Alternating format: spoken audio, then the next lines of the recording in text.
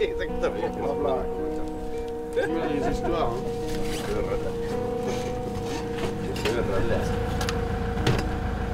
C'est la rentrée des classes, Pablo? Oui, c'est les premiers jours de l'école. Et tu as quoi alors dans ta trousse? Les cahiers, les gommes, stylo, un autre gomme. Beaucoup de gomme parce qu'on fait beaucoup de marche Beaucoup de arrière. gomme parce qu'il dit qu'on fait beaucoup d'erreurs.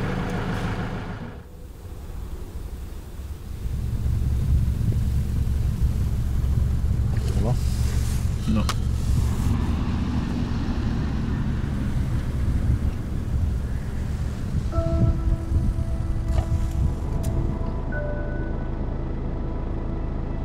Au sommet, Pablo, sur la droite, tu le vois pas, mais c'est un peu une falaise sur le côté droit.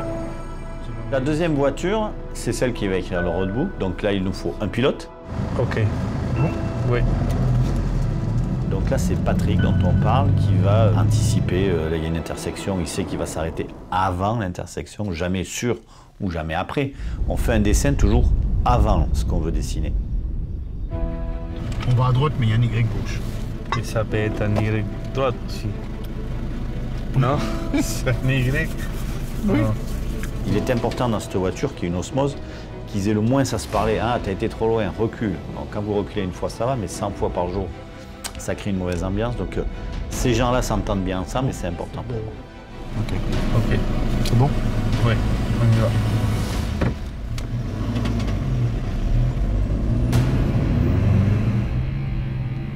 Ensuite, on a donc Pablo Eli, qui est un Argentin, qui va dessiner le roadbook et qui le dessine déjà depuis plusieurs années.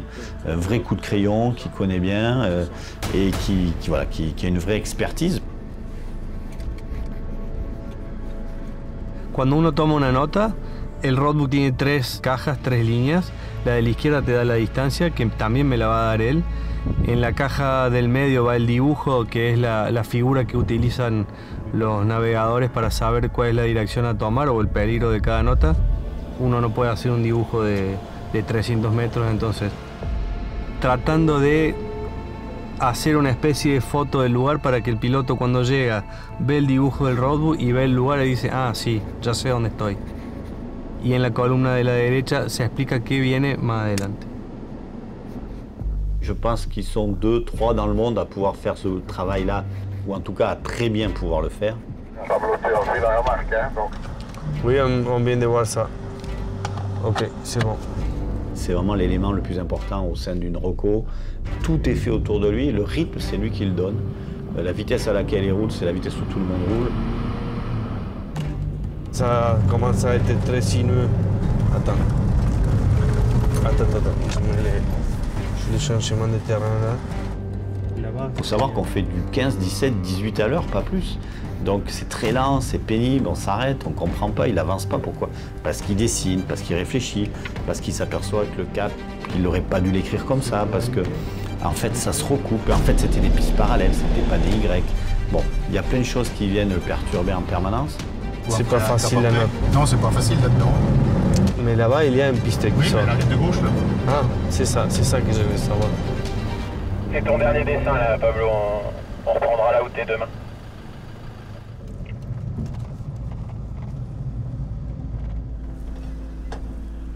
Ça a été long la journée aujourd'hui, non?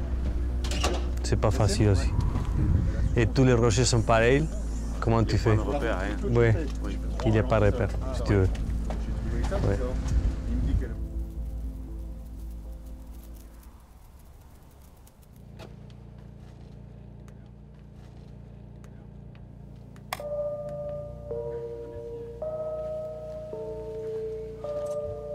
Hay veces que necesito estar muy concentrado en lo que pongo en el roadbook. Por ejemplo, un ejemplo sencillo, el cap no siempre es el que yo pongo acá, no siempre es el real.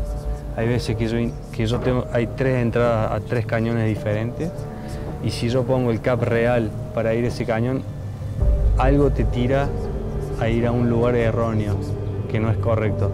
Entonces yo digo, ahí es donde tengo que concentrarme bien y decir, le pongo 5 grados más, 7 grados más, o le pongo el cap real. Entonces esas cosas necesito estar muy concentrado. On va manger, tu viens? Oui. C'est prêt. Oui.